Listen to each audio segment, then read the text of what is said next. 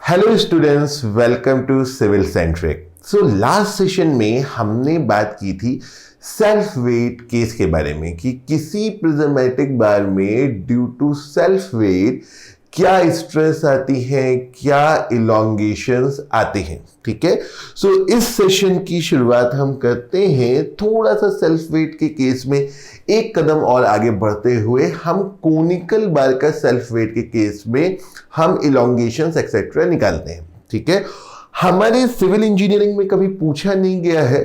ठीक है, तो हम क्या करेंगे कि हम इसको थोड़ा सा जुगाड़ लगा करके पढ़ लेंगे। ठीक है, हम यहाँ पे डेरिवेशन करेंगे नहीं, और वैसे मैं समझता हूँ कि आप डेरिवेशन कर सकते हो क्योंकि आपको बेसिक कॉन्सेप्ट तो क्लियर हो ही गया है। सो अपन क्या कह सकते हैं, elongation of conical bar due to self weight, conical bar due to self weight. So थोड़ी सी बात हम यहाँ पे कोनिकल बार के बारे में करने वाले हैं। तो कोनिकल बार बेटा हमको कैसा दिखेगा, अगर हम कोनिकल बार की बात करें तो किस तरीके से हमको कोनिकल बार दिखता है, किस तरीके से अपने को कोनिकल बार दिखता है। ये है हमारा कोनिकल बार।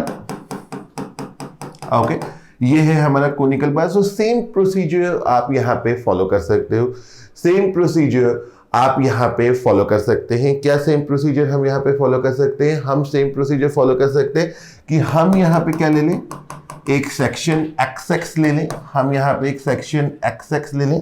ठीक है, और ये जो सेक्शन अपन ने एक्स लिया हुआ है इसको हम सेम एनालॉजी में एक्स को फ्रॉम द बॉटम लेंगे, ये हो गया एल।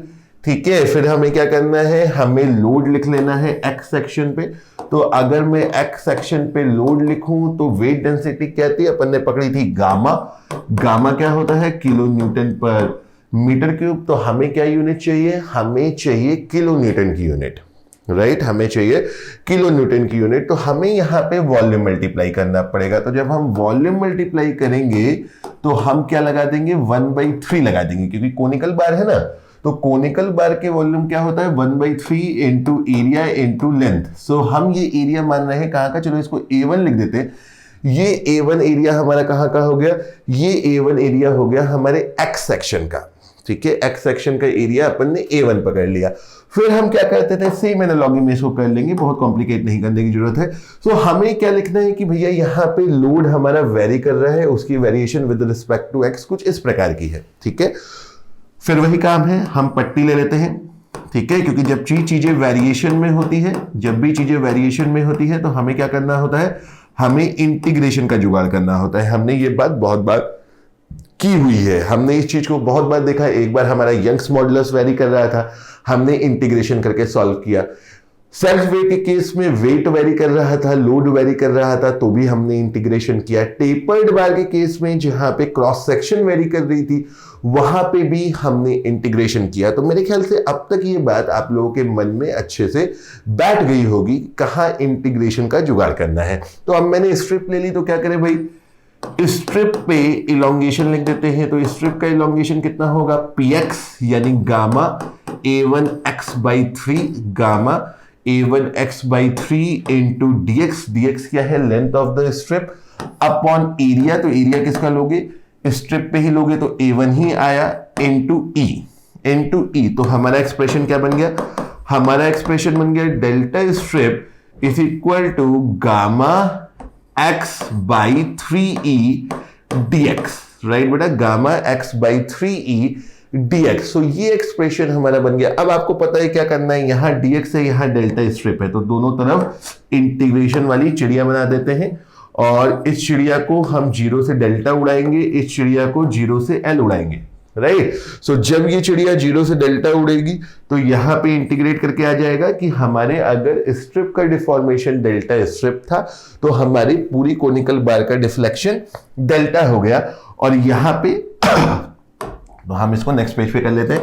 तो इधर इंटीग्रेट हुआ लेफ्ट हैंड साइड पे, तो आया डेल्टा, और 0 से एल जब हमने इस एक्सप्रेशन को इंटीग्रेट किया गामा x/3e, तो हमारा एक्सप्रेशन क्या आ गया, गामा एल स्क्वायर, क्योंकि x इंटीग्रेट होता है तो बन जाता है x²/2, 3 पहले से ही है तो बन गया 6e।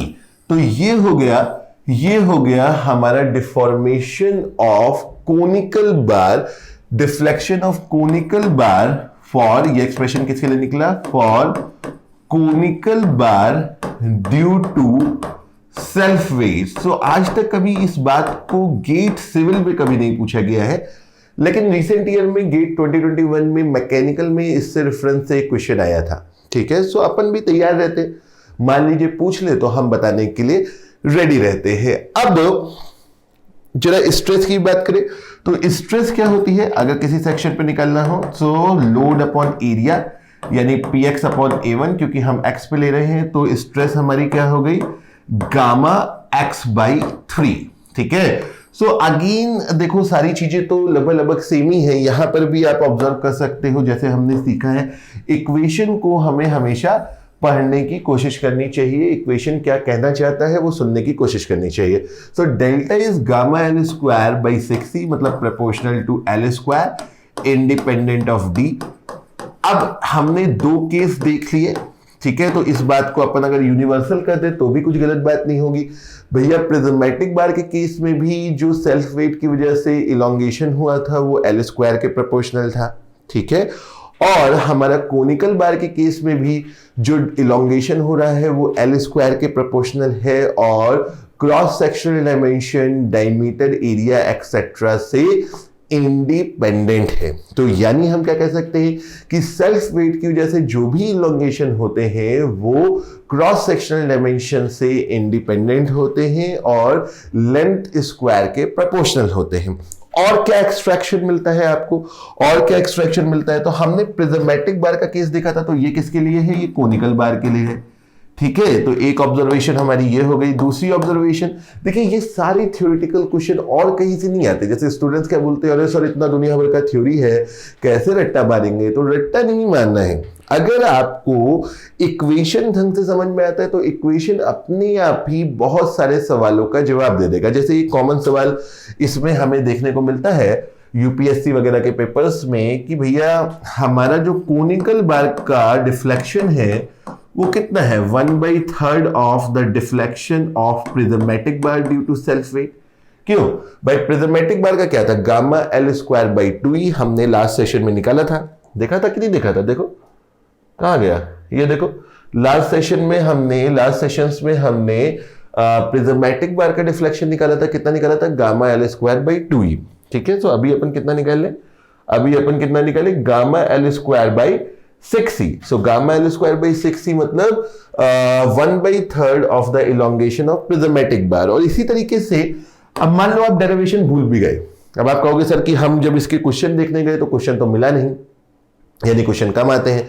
अब क्वेश्चन कम आते हैं, प्रैक्टिस में कम आएंगे, तो हो सकता है कि आप भूल जाए। ठीक है, आप प्रिज्मेटिक बार का सेल्फ वेट का केस देखेंगे तो बहुत ज्यादा क्वेश्चन आपसे पूछे गए हैं,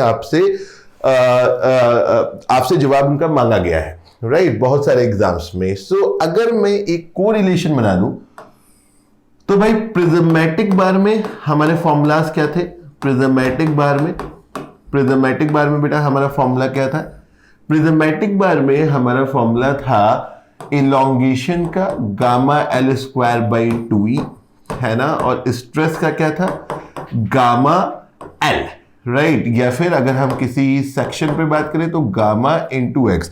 तो जब आप कोनिकल बार का जुगाड़ कर रहे हो तो एक छोटी सी बात याद रख लेना, जब मैंने तैयारी की थी तो मैंने भी कुछ इसी तरीके से इस बात को ध्यान में रखा था कि प्रिज्मेटिक बार में जो भी फॉर्मूले हैं जो हमें क्वेश्चन प्रैक्टिस से बाय हार्ट याद हो गए हैं, तो इसे अगर कोनिकल बार में चेंज करना है तो जहां जहां प्रिज्मेटिक बार में आपको गामा नजर आता है यहां पे आप गामा बाई 3 चढ़ा दो। ठीक है, यहां पे गामा बाई 3 चढ़ा दो। ठीक है, सो गामा बाई 3 कर दोगे तो वही फॉर्मूले आपके पास आ जाएंगे। देखिए गामा की जगह गामा बाई 3 कर दिया तो इस फॉर्मूले में कितना हो गया, 6 ही हो गया।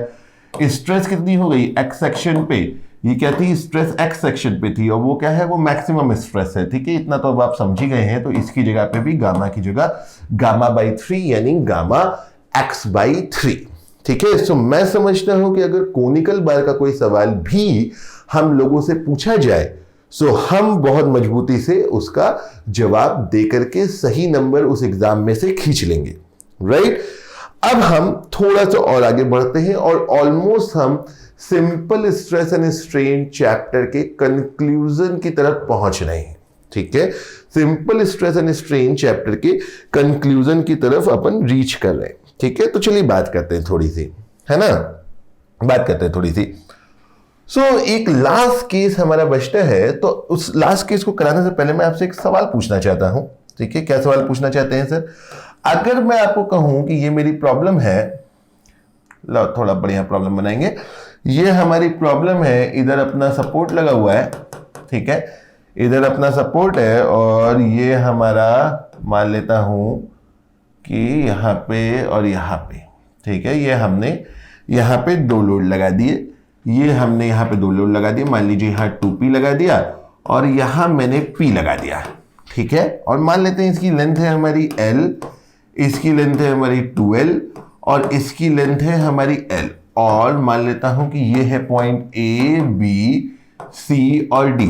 और अभी अगर मैं आपसे इस बात को कहूं, क्या बात को कहूं, अगर मैं आपसे ये कहूं कि साहब आप मुझे इसका इलॉन्गेशन निकाल के बता दीजिए, इसमें स्ट्रेसेस निकाल के बता दीजिए, तो आप कहेंगे अरे सर इसमें तो कोई दिक्कत नहीं है, हमने इतने सारे बार्सन सीरीज के क्वेश्चन किए हैं, बहुत सारे गेट क्वेश्चन किए हैं, अदर देन गेट क्वेश्चन किए हैं, हमें इसके बारे में पूरी जानकारी है और पूरा भरोसा है कि हम इस क्वेश्चन को सॉल्व कर सकते हैं। अब मैं क्या करता हूं, मैं एक सपोर्ट यहां पे और लगा देता हूं, ठीक है, अब मैं एक सपोर्ट यहां पे और लगा देता हूं।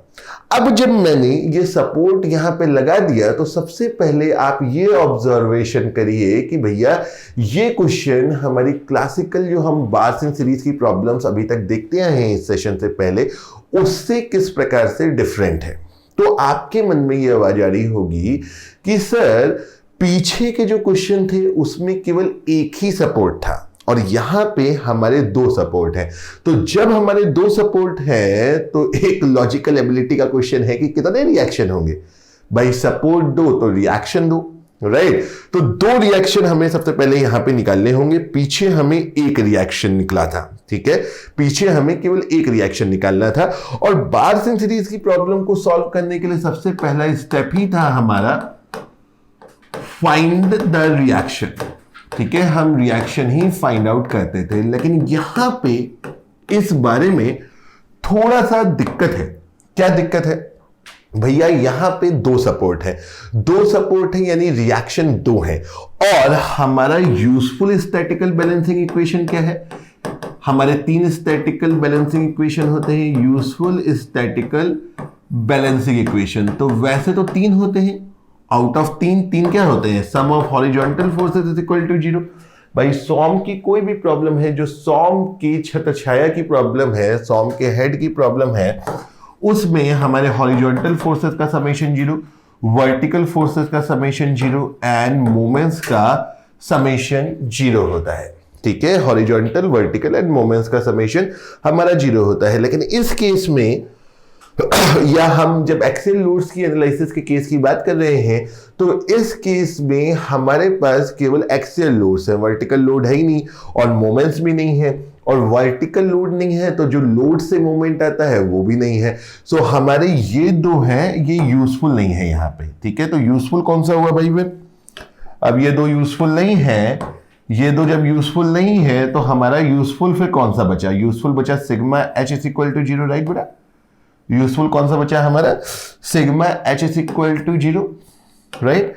तो हमारा यूजफुल स्टैटिकल बैलेंसिंग इक्वेशन हुआ sigma H is equal to 0।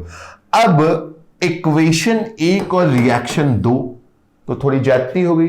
क्यों भाई? इक्वेशन अगर 1 है तो एक इक्वेशन से 2 रिएक्शन तो कोई नहीं निकाल पाएगा। क्यों बोलो? एक इक्वेशन 2 रिएक्शन तो हम नहीं निकाल सकते। तो ऐसी प्रॉब्लम्स को अपन अंग्रेजी में कहते हैं स्टैटिकली इनडिटरमिनेट, ठीक है। तो यहां से अपने को एक इंट्रोडक्शन इस बात का भी मिल गया कि स्टैटिकली इनडिटरमिनेट प्रॉब्लम्स क्या होती है, ठीक है।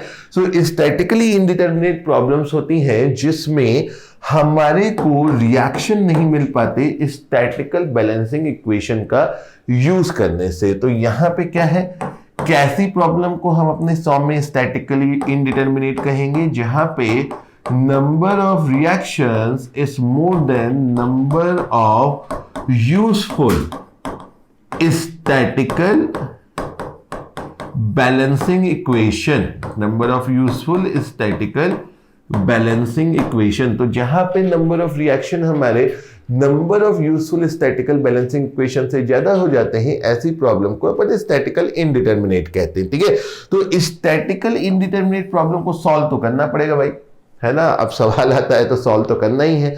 ठीक है, तो ऐसी प्रॉब्लम्स को सॉल्व करने के लिए हमें करना क्या होगा, हमें ये करना होगा कि हमें एक इक्वेशन और बनानी पड़ेगी।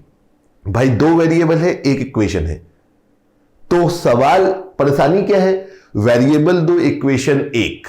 ये परेशानी हल कैसे होगी, जब वेरिएबल भी दो हो जाए, इक्वेशन भी दो हो जाए, यानी हमें दूसरा इक्वेशन बनाने का जुगाड़ देखना है। तो स्टैटिकल इनडिटरमिनेट प्रॉब्लम को सॉल्व करने के लिए अपन क्या करते हैं कि हम एक जुगाड़ इक्वेशन का यूज करते हैं, जिसको अंग्रेजी में कंपैटिबिलिटी इक्वेशन बोला जाता है। ठीक है, जिसको अंग्रेजी में क्या बोला जाता है, कंपैटिबिलिटी इक्वेशन। और हमारी स्टडी में ये कंपैटिबिलिटी इक्वेशन जो हमारे को जिस लेवल पे सॉल्व पढ़नी है, उसमें ये कंपैटिबिलिटी इक्वेशन या तो आपको डिफ्लेक्शन इक्वेशन मिलती है या फिर कुछ केसेस में स्लोप का इक्वेशन होता है।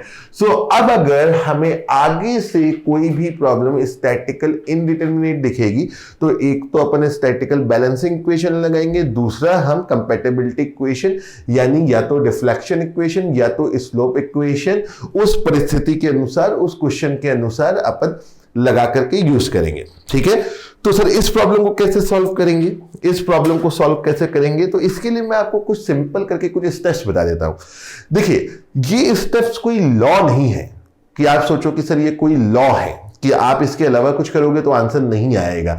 देखो, मेरी समझ से अगर आप ये स्टेप्स फॉलो करते हैं तो आपकी सिली मिस्टेक के चांसेस बहुत कम होते हैं, गलती करने की संभावना बहुत कम होती है और दिमाग पे बहुत ज्यादा लोड भी नहीं पड़ता।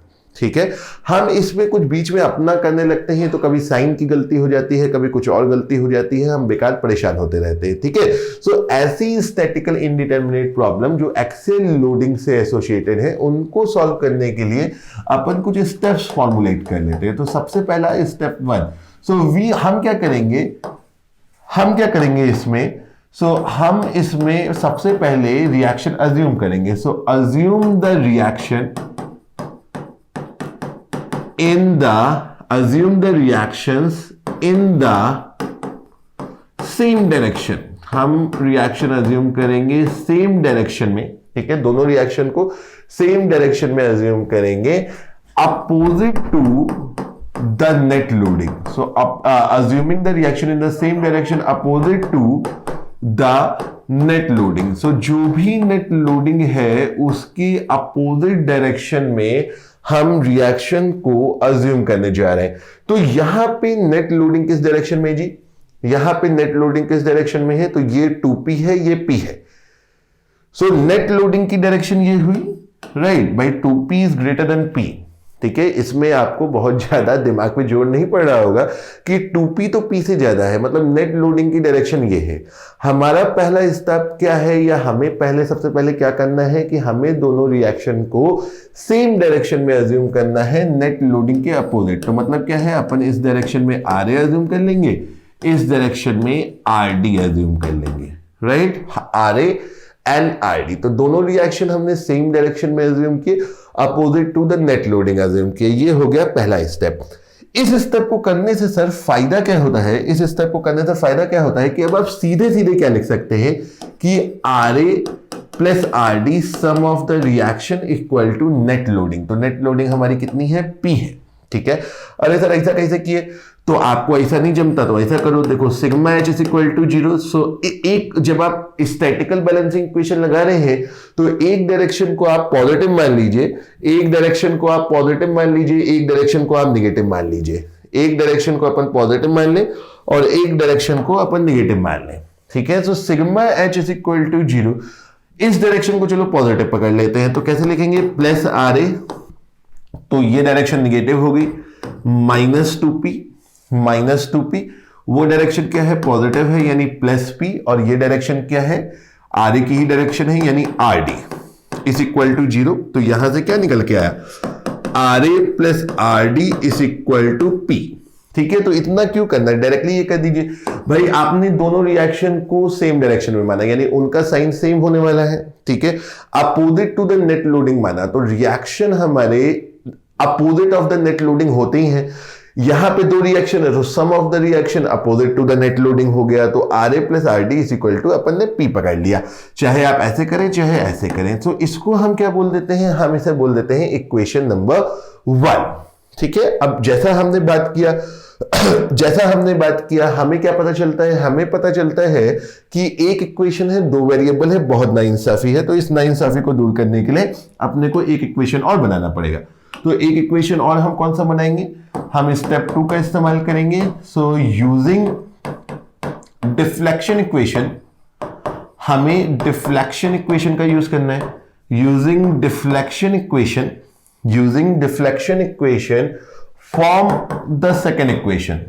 Okay, form the second equation, deflection equation का यूज करके अपन दूसरा इक्वेशन बनाएंगे। तो अगर इस केस में मैं बात करूं तो आपको क्या लगता है, इस केस में अगर हम बात करें तो हमको क्या लगता है कि हमारा जो नेट डिफॉर्मेशन है, क्योंकि दोनों तरफ रिजिडली हेल्ड है ना, तो हमारा नेट इलोंगेशन क्या है, 0 है। हमारा नेट इलोंगेशन क्या है, 0 है। तो मैं इस बात को जरा यहां लिखता हूं ताकि आपको चीजें साफ साफ दिखे। तो नेट इलोंगेशन 0 है। हम आज तक लेफ्ट टू राइट चलते आए थे, अभी भी लेफ्ट टू राइट चलने वाले हैं। हम आज तक लेफ्ट टू राइट चले थे और अभी भी लेफ्ट टू राइट चलेंगे। अब हम लेफ्ट टू राइट चलेंगे और जहां पे जो लोड मिलता था उसे अपने साथ लेते चलते थे, बस वही करना है। लेफ्ट से लिखना शुरू करिए, साइन की गलती ना हो, इसके लिए इसको पॉजिटिव इसको निगेटिव ले लीजिए। ठीक है, तो ये क्या है, पॉजिटिव है, तो अपन क्या करें, प्लस आ रहे। ठीक है, कितनी लेंथ है, एल लेंथ है, अपॉन ई, राइट, अपॉन ई। ओके, अपॉन ई। फिर हमारा यहां तक पहुंचे तो इसको शामिल कर लीजिए। सो इसको शामिल करेंगे तो ये अपोजिट डायरेक्शन में -2p, आगे लेंथ कितनी है, 12 है। ठीक है, अपॉन ए, ऐसा ही हम करते थे ना भाई, ऐसा ही करते थे सर, बिल्कुल ऐसा करते थे अपन। ठीक है, इंटू 12 अपॉन ए, और आगे बढ़े सी पे पहुंच गए। सी वाले को भी शामिल कर लीजिए, तो सी वाले को भी शामिल करेंगे तो -2p, ये डायरेक्शन क्या है, प्लस, तो plus p into L upon A. ठीक है, इस इक्वल टू 0। अब किसी के मन में आ रहा होगा, सर तो सी पे पहुंचे तो डी पे भी तो पहुंचो। अरे डी पे पहुंचूंगा तो आगे लेंथ में हवा लूंगा क्या, डी के आगे तो क्या है, डी के आगे हवा है, कुछ है ही नहीं। तो है ही नहीं तो लेना हो तो ले लो, फिर 0 से मल्टीप्लाई कर दो तो बात ही खत्म। ठीक है, ठीक है, एक बार और देखिए कैसे किया, कोई दिक्कत नहीं है, एक बार और देख लेंगे, है ना भैया। फिर से लेफ्ट से शुरू करना है, जो पहले किया था लोडिंग डायग्राम बनाते वक्त वही यहां पे करना है। या वैसे हम क्या कह रहे हैं, हम लोडिंग डायग्राम का ही यूज कर रहे हैं, बस बिना बनाए यूज कर रहे हैं, क्योंकि अननेसेसरी टाइम क्यों वेस्ट करना, हम इंजीनियर है ना, हमें वेस्टेज कम करना होता है। तो लेफ्ट से चलना शुरू की, ये डायरेक्शन पॉजिटिव है तो क्या लिखेंगे, प्लस आर ए, हमेशा आगे वाला लेंथ लेंगे। अगले लोड तक की लेंथ क्या है, एल अपॉन ए। मैंने माना सबका एरिया यंग्स मॉडुलस सेम है, डिफरेंट भी होता तो कोई फर्क नहीं पड़ता। ठीक है, आप जो डिफरेंट होता वो ले लेते हैं, उसमें क्या दिक्कत है। बी पे पहुंचे तो बी पे जो लोड है उसको सम्मिलित कर लीजिए अपने साथ, जैसा हमेशा करते थे। तो आर ए -2p, लेंथ क्या है, 12 अपॉन ए। फिर अगले पॉइंट पे पहुंचते हैं, तो अगले पॉइंट पे क्या है, सी पे। तो सी वाले लोड को शामिल कर लीजिए। सी वाले लोड की डायरेक्शन पॉजिटिव है, सो -2p, और ये पॉजिटिव है तो plus p upon a into length क्या है, l is equal to 0, right, into l is equal to 0। तो इसी इक्वेशन को अपन क्या बोल सकते हैं, ये जो इक्वेशन आप देख रहे हो इसी को हम कंपैटिबिलिटी इक्वेशन, यानी नेट डिफॉर्मेशन को या डिफ्लेक्शन का प्रयोग करके पैदा किया हुआ इक्वेशन है। ठीक है, अब यहां पे जो चीजें कट रही हैं उसको अपन क्या करते हैं, काट देते हैं। यहां पे जो चीजें अपनी कैंसिल आउट हो रही हैं उसको अपन क्या करते हैं, काट देते हैं। तो L गया, A गया, E गया, L गया, A गया, E गया, L गया, A गया, E गया, ये 0 से है, गए 0 में मिल गए। ठीक है, फिर अपन के पास क्या क्या बचा, लिख लेते जरा, RA, right, plus RA -2p into 2 तो बचा था, ये सब बच रहा है ना, plus RA -2p plus p और ये सब मिलकर के हो रहा है 0। तो यहां से आप RA in terms of p निकाल सकते हो। कितना आ रहा है? ये हुआ RA plus 2 times RA -4p plus RA minus p is equal to 0। तो यहां से कितना आ रहा है? यहां से आ रहा है 4 times RA plus 2 1 plus 2 plus 1। ठीक है, तो यहां से कितना आ रहा है? यहां से आ रहा है 4RA और ये हो गया 5p -5p, तो इधर गया प्लस 5p। तो RA कितना हो गया बेटा? RA कितना हो गया? RA हो गया 5p अपॉन 4। RA कितना हो गया? 5p upon 4। So I hope ये बात आप लोगों को समझ में आती है ना? इसमें हमें कोई दिक्कत नहीं है, ये बात हम लोगों को समझ में आती है, राइट और रॉन्ग बेटा? ठीक है, तो इसमें हमें कोई दिक्कत नहीं है ना? तो RA कितना हो गया? RA हो गया 5p अपॉन 4। अब जब RA मिल गया तो हमें RD मिल जाएगा। तो RD कितना हो जाएगा भाई? इक्वेशन नंबर 1 कहां गई? इक्वेशन नंबर 1 है हमारे पास, इक्वेशन नंबर 1 है RA plus RD is equal to P। ठीक है, RA plus RD is equal to P। तो RA plus RD is equal to P, तो RD कितना हो गया? P माइनस RA, यानी 5p अपॉन 4, यानी ये कितना आ रहा है? ये आ रहा है -p अपॉन 4। सो RA मिल गया एंड RD भी मिल गया। ठीक है, अब एक बात का बहुत खास ख्याल रखना होगा आपको। क्या एक बात का बहुत खास ख्याल रखें बेटा? किस बात का बहुत खास ख्याल रखने की जरूरत है? सो ये जो निगेटिव साइन आया, देखो कभी भी रिएक्शन में अगर निगेटिव साइन आ रहा है, चाहे इस चैप्टर में चाहे आगे किसी भी चैप्टर में, रिएक्शन में निगेटिव साइन आने का मतलब होता है कि जो डायरेक्शन आपने मानी थी वो सही नहीं थी, वो गलत थी। तो फिर अगर वो गलत थी तो सही कौन सी हो सकती है? जो आपने मानी थी उसके अलावा जो डायरेक्शन नहीं मानी थी वो सही है।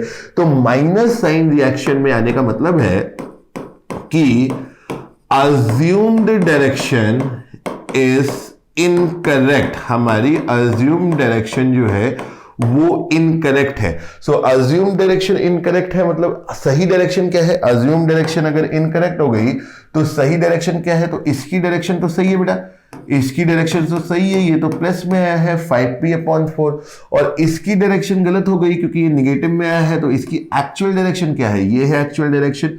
और इसका मैग्नीट्यूड क्या है? इसका मैग्नीट्यूड क्या है? p/4। अब माइनस मत लगा देना, जब आपने डायरेक्शन बदल दी तो अब माइनस की जरूरत नहीं है, अब माइनस की जरूरत नहीं है। सो आई होप कि आपको ये बात समझ में आई कि इस स्टैटिकल इनडिटरमिनेट केस में किस तरीके से हम रिएक्शन बना के निकाल के लेकर के आए और हमने क्या प्रोसेस फॉलो किया इन रिएक्शन को निकालने के लिए। तो अपने स्टेप्स क्या हो गए भाई? स्टेप 2 क्या था? Using deflection equation form the second equation.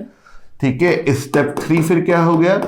Solve the equation. 2 equations आपके पास है, सो solve the equations for the reactions. ठीक है, और जैसे ही रिएक्शन निकल के आया, जैसे ही रिएक्शन निकल के आ गया, तो रिएक्शन निकलने के बाद अब हमारे पास RA RD की वैल्यू है। तो इस प्रॉब्लम में और पीछे जो हमने बार्सन सीरीज की ढेर सारी प्रॉब्लम की है उसमें कोई अंतर नहीं रहा। तो अब हम इसका लोडिंग डायग्राम बना सकते हैं। अब हम क्या कर सकते हैं बेटा?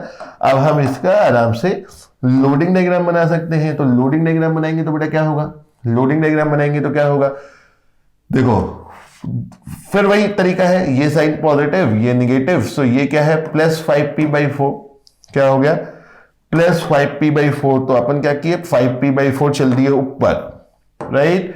5p/4 अपन चल दिए ऊपर। Now till the application of next load, हम अपने लोड तक सेम डायरेक्शन में गए, फिर प्लस 5p/4 में -2p को इंक्लूड किया। So plus 5p/4 -2p include हुआ, -2p इंक्लूड हुआ। सो अपन क्या है? कैलकुलेटर का इस्तेमाल कर लेते हैं भाई।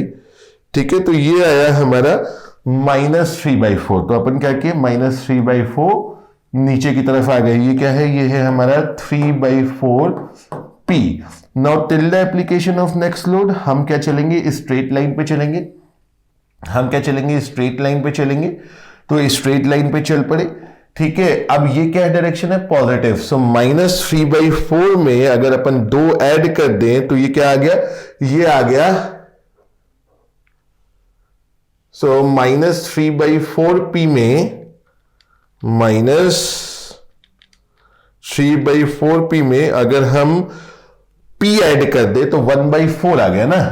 हाँ राइट, ठीक है। सो -3/4 में अपन ने क्या ऐड कर दिया, अपन ने p ऐड कर दिया। ठीक है, अपन ने p ऐड कर दिया, 1 ऐड कर दिया तो कितना आ गया, ये आ गया हमारा +p/4, राइट। ये आ गया हमारा +p/4। ठीक है, ठीक है, -3/4 + 1 यानी 1/4।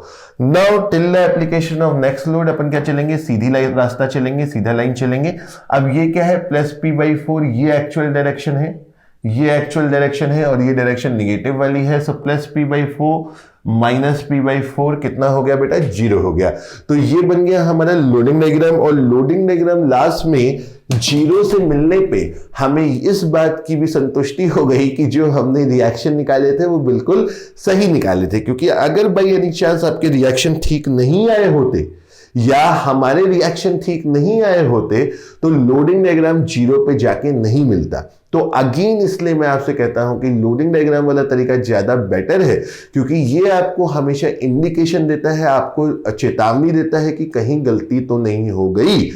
अब एक बार लोडिंग डायग्राम मिल गया तो भाई उसके बाद तो कुछ बात ही नहीं है, उसके बाद तो कुछ बात ही नहीं है। अब अगर आपको किसी सेक्शन में स्ट्रेस निकालनी है, मान लीजिए लोडिंग डायग्राम मिलने के बाद अगर मैं आपसे कहूं कि चलो यार AB में स्ट्रेस निकाल दो, AB हिस्से में स्ट्रेस निकाल दो, तो आप कहोगे सर कोई दिक्कत की बात नहीं है, लोडिंग डायग्राम हमारे पास है। तो AB हिस्से में हमारा लोड कितना है, +5p/4 और एरिया कांस्टेंट है पूरी क्रॉस सेक्शन का, पूरी बार का। तो एरिया A पकड़ लेते हैं। तो AB हिस्से में कितना हो गया, +5p/4, राइट। हमारा BC हिस्से में कितना हो गया, BC हिस्से में कितना हो गया, तो BC हिस्से में लोड कितना है, -3p/4/A यानी कंप्रेसिव। और CD हिस्से में कितना है, +p/4/A।